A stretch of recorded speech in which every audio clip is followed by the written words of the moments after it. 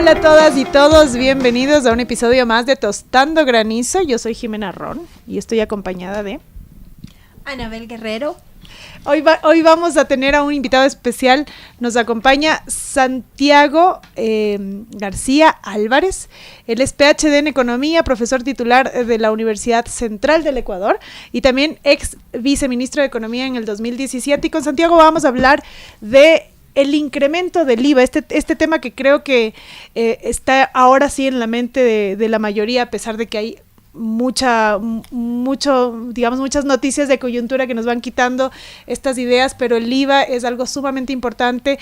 El IVA se subió a partir de una ley, ¿no es cierto?, del presidente de la República, un decreto también que lo sube específicamente al 15%, se subió a partir del día de ayer, y además el objetivo del presidente es recaudar $1,000 millones, ¿no? Eso es lo que se entiende que el presidente busca a través de esta subida del IVA. Bien, bueno, muchísimas gracias, Santiago, por estar aquí con nosotros. Sí, es un tema, genera mucha, de parte de la ciudadanía, mucha intriga, ¿no? ¿Qué va a pasar? Mucha preocupación, ¿no? Principalmente, sí. Entonces, bueno, yo quisiera consultarle, Santiago, se dice que este incremento del IVA no impacta en la canasta básica, lo cual, bueno, ya sabemos que no es tan cierto, pero sí se ha generado, incluso antes de que entre en vigencia ya este incremento del IVA, se ha generado especulación. ¿Qué se puede hacer para que precisamente no exista esta especulación y no se vea tan afectada, porque la ciudadanía, la población se va a ver afectada, tomando en cuenta además que el país tiene, 2 millones de personas en pobreza? Incluso se dice que estas 2 millones de personas viven con $1.69 al día. Entonces, ¿qué se puede hacer? ¿Qué medidas se puede adoptar para que no exista esta especulación respecto de productos o de artículos que impactan en la gente, ¿no? En su diario vivir. No, muchas gracias. Primero, agradecerte, Jimena, Anabela, por la invitación. Es un programa muy importante, interesante, que se emite desde la querida Universidad Andina Simón Bolívar. Tengo la suerte también de ser profesor acá, profesor contratado ya muchos años. De la casa esa. Soy de la casa también, así que un gusto y agradecido por la oportunidad. Yo quisiera dar una visión un poquito integral del tema y luego ya meternos a la especificidad. Ustedes me están planteando cuestiones muy, muy importantes, que finalmente esa es la preocupación de la gente. Uno puede decir muchas cosas, pero creo que siempre es bueno acercarnos al sentimiento de los ciudadanos, qué piensan, qué necesitan, qué información les puede ser útil. Empiezo diciendo, el IVA es el principal, mecanismo de recaudación tributaria del Estado ecuatoriano, del gobierno. O sea, eso hay que dejarlo claro, porque no es cualquier cosa, es un impuesto que rinde casi 60% de los ingresos tributarios del Estado, más el impuesto a la renta, que no cobramos lo que deberíamos cobrar, por cierto, vale la pena decirlo, suma casi las 3/4 partes de los ingresos tributarios del gobierno del Estado ecuatoriano. Con esos ingresos, gran parte sumada a la renta petrolera, se cubre los gastos que ya sabemos no alcanzan, porque hay una serie de gastos que garantizan ciertos derechos. Este país es súper endeudado y hay que pagar deuda interna, hay que pagar deuda externa. Entonces, es bueno entenderlo así, ¿no? El IVA es uno de los impuestos de mayor fuerza, diría, para hacerme entender, que genera ingresos para poder cubrir los gastos del Estado ecuatoriano.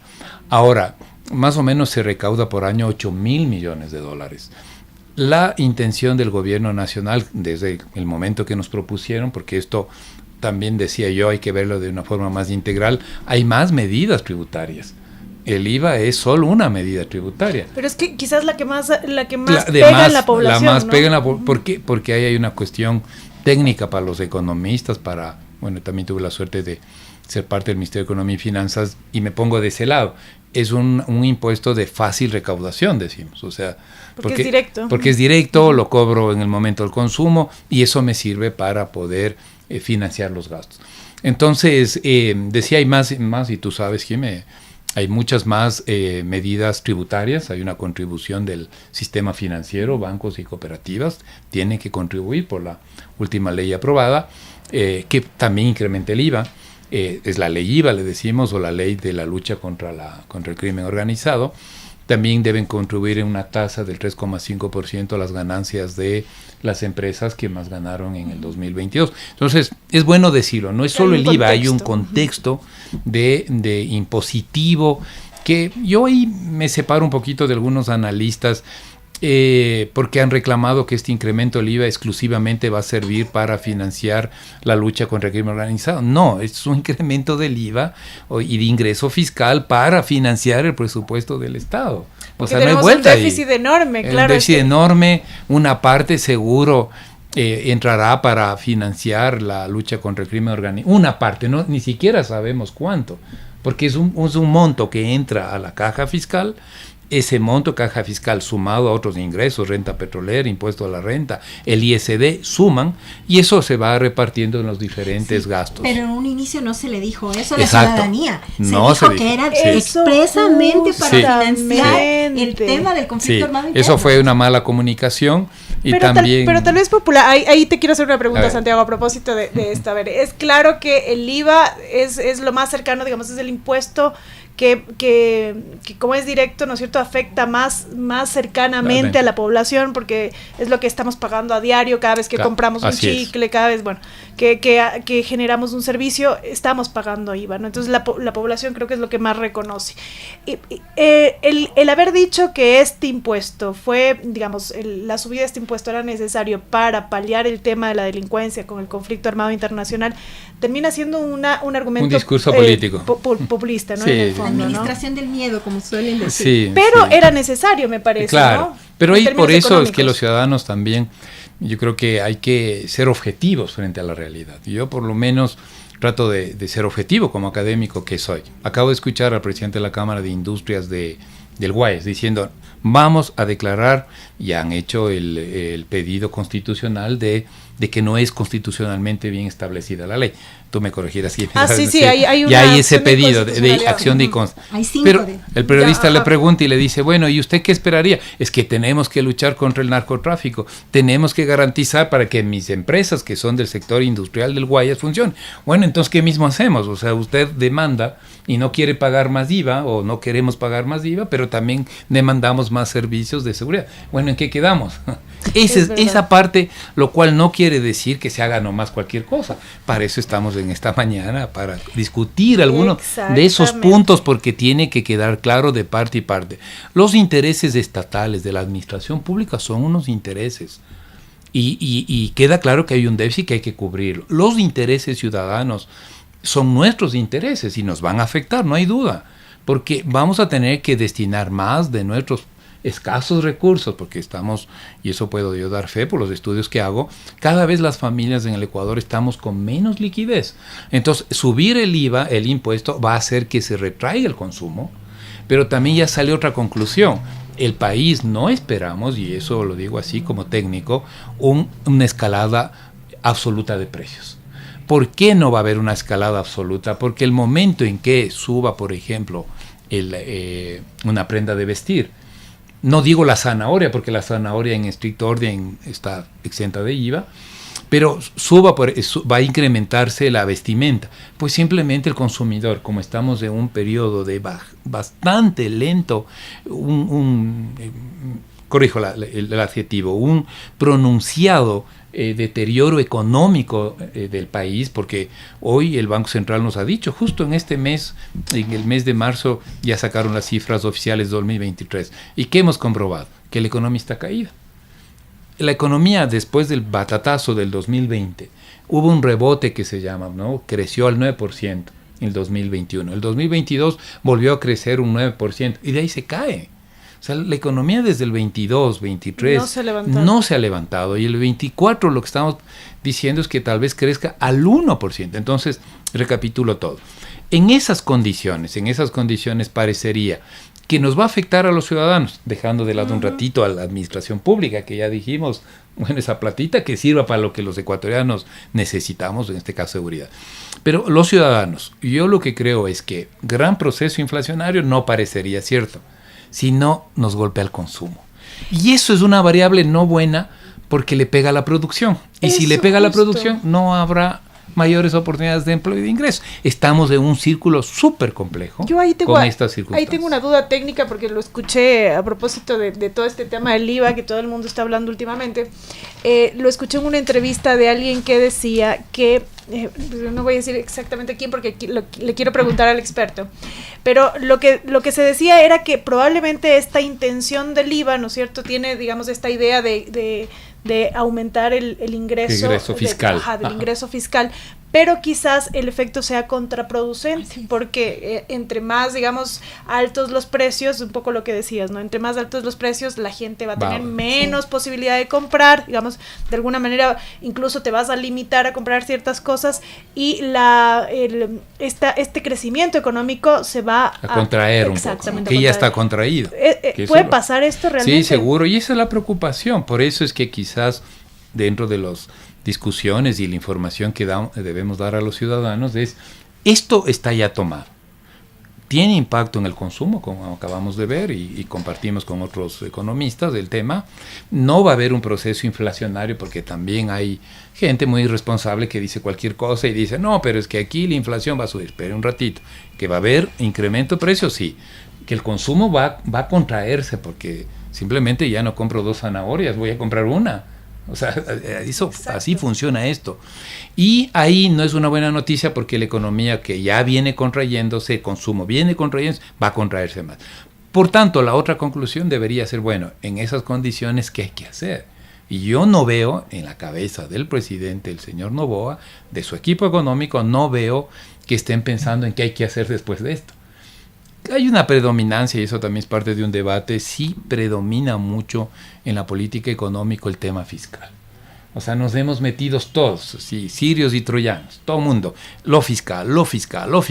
Es cierto, es un tema que hay que resolverlo también. No es que uno tiene, el año anterior terminamos en 5,000 millones de dólares del déficit.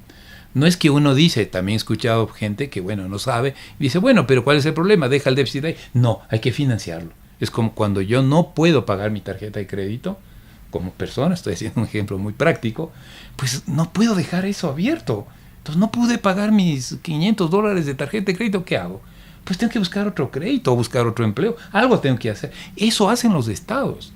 Entonces no es que el déficit fiscal que nos dejó el señor Lazo de 5,000 millones de dólares, dejémosle nomás, sino vamos a tener que actuar. Y en esa actuación es lo que sí critico.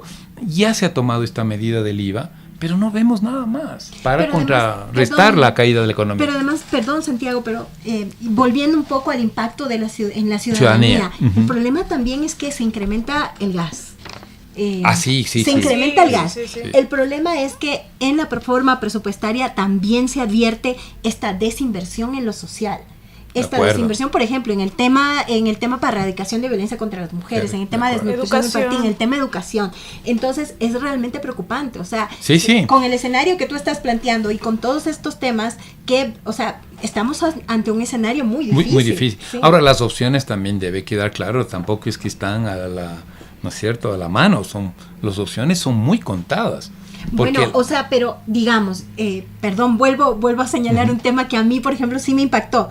Ok, no hay muchas opciones, pero se condonó deuda. Se perdonó deuda por 2.400 millones de dólares. Sí, pero todo eso, lo que pasa es que en el país, lamentablemente, tenemos políticas desarticuladas. Y los ciudadanos lo que tenemos que exigir a los gobiernos. No, señores, el problema es que exigimos si son simpáticos, o si llevan muchos años en política, o si no sé qué, tal cual. Aquí la política se discute en función de nombres, y no quiero decir tanto de izquierda, de derecha, lo que sea. Aquí hay que discutir es política pública. Exacto, efectos sociales. El impacto social, la dinámica económica, la dinámica social, la perspectiva de una sociedad que demanda justicia. Eso es lo que debemos hacer, pero bueno, estamos metidos de que el uno es así, el asado y cocina. Ahora, eso es cierto, en el tema presupuestario el tema social va rezagado, porque se vuelve prioridad el financiamiento de ¿qué? Hay que pagar deuda pública, interna y externa. El año anterior, el pago 2023, llegó cerca de 8,000 millones. ¿Cuánto recibimos las universidades públicas, incluida esta universidad que es pública? ¿Cuánto recibimos por el FOPEDEUPO? 1.300 millones. Y pagamos 8,000. Pero también hay que decir, bueno, ¿y por qué? Porque los gobiernos se endeudaron. Claro. Y ahí que no me digan y que escondan la mano, ¿no es cierto? No, solo los de derecha, no. Aquí los gobiernos de izquierda, de derecha se endeudan. Y entonces de eso hay que pagar. No comparto eso, no es una opción seria. Decir, bueno, no voy a pagar, vamos a declarar en default. Por favor, eso es un país serio, no lo puedo plantear siquiera. Entonces, vamos cosa tras cosa, situación negativa tras negativa, que al final pasa la factura. ¿Dónde pasa la factura? El sector social. Son 5 leyes económicas urgentes. Son 5 leyes. Yo algunas cosas me parece que son interesantes, pero aisladas. Por ejemplo, acaba de salir la semana anterior, pero ahí necesitamos otro programa. El tema de esta nueva ley que acaba de publicarse se llama Fortalecimiento de la Actividad Turística. Uh-huh. Y tú, Jimé, me vas a dar la razón. Hay toda una reforma tributaria ahí. Claro, claro, por supuesto. O sea, el título dice turismo, viene pero es con incentivos tributarios. Y una serie de cuestiones que van más allá del turismo. Entonces, sí hay cuestiones. Yo no estoy, cuando me pidieron opinión sobre la ley de eficiencia económica aprobada en el 27 de diciembre del 2023, yo doy un criterio favorable. Hay unas cuestiones importantes, a más de las contribuciones que deben hacer sectores empresariales, productivos. Se pone una nueva reglamentación para la alianza público y privada. Hoy los gobiernos locales, por ejemplo, el gobierno nacional, si quiere hacer infraestructura, tiene que apelar a la alianza público-privada, a las alianzas estratégicas. Uh-huh. También hemos vendido mala idea, y ustedes saben mejor que nadie, no solo es APP, porque puede haber alianza estratégica, que es parecida pero no es lo mismo. El aeropuerto de Quito tiene alianza estratégica. Entonces, no se puede construir el puerto seco de Santo Domingo, desde ya voy perdiendo ya el tiempo, 10 años, para una provincia importante, donde un puerto seco es clave porque se puede convertir en un gran centro de distribución agrícola y semi-industrial en una provincia que requiere trabajo y empleo. Imposible. ¿Cuánto cuesta eso? 700 millones. ¿Quién tiene dinero? Nadie. Entonces muere el proyecto y muere la esperanza de que una provincia tan importante como Santo Domingo pueda salir adelante. Entonces sí creo que hay una legislación, como tú dices, dentro de las 5 hay cosas buenas, también hay de las otras. Esta condonación es cierto, pero ahí hay que entender algo. Los juicios tributarios duran 5 años, es lo que yo conozco, 5 años. Y los juicios tributarios, pregunto por qué son. Son porque se basan en disposiciones legales en las cuales hay incentivos fiscales, en las cuales hay deducciones, y el empresario, cuando llega el momento con sus abogados, dice, el SRI, usted me debe 1 millón, y yo le respondo, te debo 500,000. Y eso dura 5 años en dilucidar, pero basado en leyes. Si estamos hablando de corrupción, eso es otra cosa. Y si ya no me meto, porque eso es otra cosa.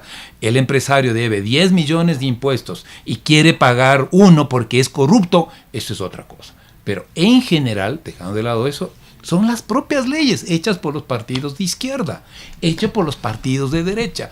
La administración tributaria, para mi modo de ver, también debe mejorar mucho, ¿no? Entonces entramos en eso, se condonaron intereses, se condonaron multas, no el capital, y ahí estamos. Yo estoy de acuerdo, hay que cobrar a la familia Noboa los 80 millones. Claro, ¿quién se opone a eso? Las deudas en firme que están diciéndoles. Es que necesitamos el dinero. Creo que hay que buscar, como dice Santiago, soluciones desde todas las aristas, ¿no? El tema económico es apremiante, no solamente el tema de la seguridad, porque justamente estas dos aristas son las preocupaciones más grandes de la sociedad ecuatoriana hoy por hoy, el tema de la seguridad y el tema económico, que tiene que ver con el empleo, que tiene que ver justamente con el gasto de las familias ecuatorianas, y bueno, y yo creo que por ahí además podría el presidente Noboa perder popularidad, ¿no? También si es que no encontramos soluciones Se habla de que podría perder en 2 preguntas, la del trabajo por horas y la que tiene que ver con el arbitraje internacional, si no me equivoco. Que son las menos, en la consulta popular. Y aún falta un poco más para llegar, digamos, a la consulta popular, y el impacto del IVA creo que también va a ser determinante, sí, ¿no? Para el tema del voto. Bueno, ese es el juego de la política, ¿no? Lamentablemente los políticos nos imponen estas circunstancias. De entrar a esta cuestión para revalidar muchas de estas preguntas se van a tratar desde un lado político más que de su contenido real.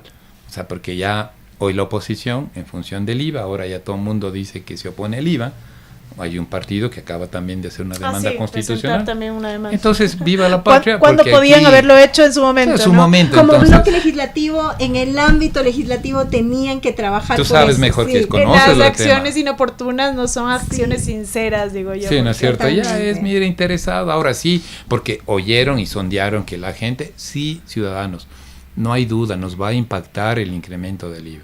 Que esto nos lleve a una inflación altísima, imposible, no. Y es Que esto nos va a también afectar a nuestros bolsillos, sí, Sí. hasta cierta medida que nos va a tener que finalmente bajar consumo, como lo acabamos. Y también cómo hacen las cosas, ¿no? Porque un poco fue, bueno, vamos a subir un punto al 13%, ¿no? Y bueno, y luego en la objeción parcial ponen no, pero con un informe del Ministerio de Economía y Finanzas se puede subir al 15%, y luego de una lo suben al 15%. Entonces, la gente sí se siente engañada también. Bueno, ahí, pero yo quisiera hacer un poco una reflexión ahí, un poquito contrario a lo que tú opinas, pero desde la política pública. Los países europeos, por ejemplo, tienen aranceles, impuestos estacionales. Cuando hay mucho banano en España de las Canarias, meter un banano del Ecuador cuesta un ojo de la cara. No puedes. Pero cuando hace frío y no hay banano, y nosotros sí tenemos banano, entran gratis. Y aquí en el país, en la región, perdón. Esa política no es mala, la de manejar tributos, pero claro, necesitas estructura institucional, no demagogos, no gente que hace las cosas mal. Y la base técnica. Y la base técnica. Entonces, a mí no me desagrada que se haya dado esta potestad en el IVA, y ya no necesito la asamblea. Si hacemos un buen manejo económico, digo, a ver, señor, ¿sabe qué? En 2 años, el 15 no, necesito reactivar consumo, le vamos a bajar al 10, por decirte algo.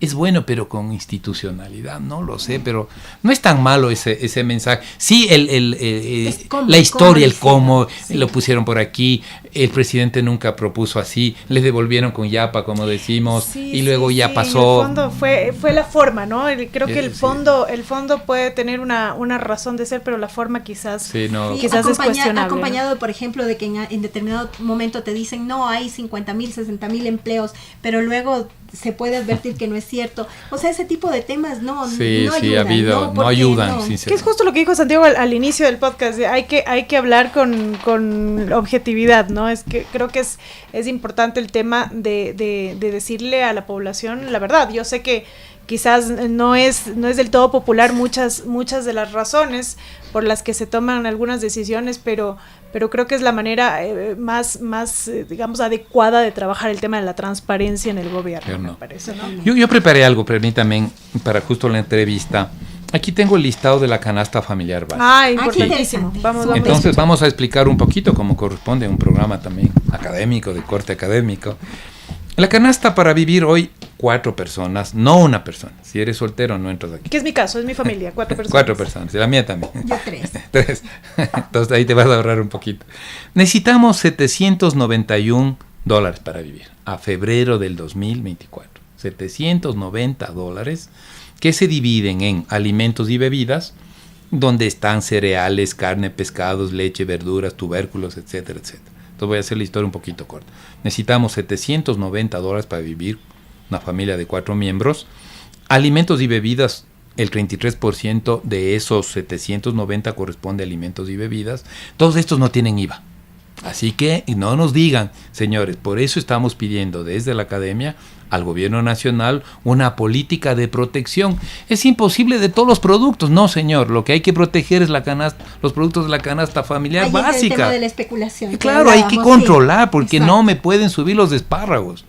Es que el transporte, bueno, sí, el transporte, pero no pueden subir el 12%, pues. Entonces, ¿habrá algún margen o simplemente no se ajuste ese margen? Entonces, yo creo que una política pública este rato que reclamamos es que el control, control, pero es que es imposible. También pueden decir, contrólame todo. No controles todo. Contrólanos la canasta familiar básica. 1, alimentos y bebidas, que representan el 33% de esos 790 que necesitamos. Son $264, gastamos los ecuatorianos mínimo, 264 en alimentos y bebidas. Todos estos productos, excepto café, té y bebidas gaseosas, tiene IVA.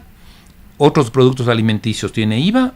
Alimentos y bebidas consumidas fuera del hogar tiene IVA, pero el resto no. Por tanto, ¿qué esperamos? Que no haya inflación alta, solo tal vez en algunos rubros como café, té y bebidas, otros productos alimenticios, una inflación moderada. Está clarísimo lo técnico. Eso me parece importante, el tema del control. Ya creo que nos tenemos que ir porque pasando? porque Qué pena para terminar el tiempo. Sí, súper interesante. Sí. De los análisis Sí, por eso es que yo decía que Santiago nos iba a dar muchísimas luces en lo que implica, ¿no es cierto?, la subida del IVA. Yo sé que todo el mundo está preocupado, la preocupación es, y con razón, exacto, y además es común, ¿no? Es general. Creo que no hay ahora nadie que digamos esté exento de esta preocupación, pero un poco Santiago nos ha tranquilizado con esta idea, además, que tiene una base técnica, que no va a haber una inflación, aparentemente, ¿no es cierto?, pero que también se necesita que el gobierno realice un control estricto para que no haya la especulación. Sí, muchísimas gracias, Santiago. Gracias por invitarme. Muy, muy buena la entrevista, sobre todo muy aleccionadora. No, nada más quisiera 2 segunditos Por que favor. nos permita producción dar el último mensaje. Los ecuatorianos demandamos política productiva. O sea, sin política productiva pues, vamos a seguir dando la vuelta. Mañana subiremos, ¿qué impuesto hay que subir? No, hay que entrar al tema productivo, hay que facilitar el crédito, hay que hacer que el sistema financiero privado, la banca privada, contribuya más al microcrédito, a financiar a la microempresa, a la pequeña empresa.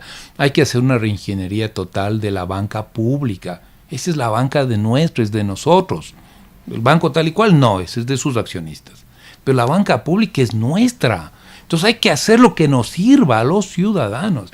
Y ningún gobierno en los últimos 15 años, y me hago responsable de lo que digo, porque ya se quejarán algunos, no han hecho casi nada por la banca pública. Y entonces el crédito es una herramienta poderosa para la producción. Ahí está lo que estamos pidiendo ciudadanos, la academia, también mirar el lado productivo, que parece que pasa a segundo plano. Ya veremos qué pasa, nos dicen los gobiernos. Pero bueno, vale la pena, por lo menos cuando tenemos oportunidad de hacer opinión pública, reclamar. Al menos que sirva el reclamo, que el Ecuador demanda política productiva que va a generar ingresos y empleo a los ecuatorianos. Me parece fabulosa esa idea con la que terminamos. No se olviden que hacer política no es solamente estar en el campo político, sino también generar opinión y también, evidentemente, preocuparse por todas las problemáticas de la sociedad. Se despide de ustedes Jimena Ron. Agradecemos a Santiago García por habernos acompañado. Gracias por estar con nosotros. Hasta un próximo encuentro de Tostando Granizo.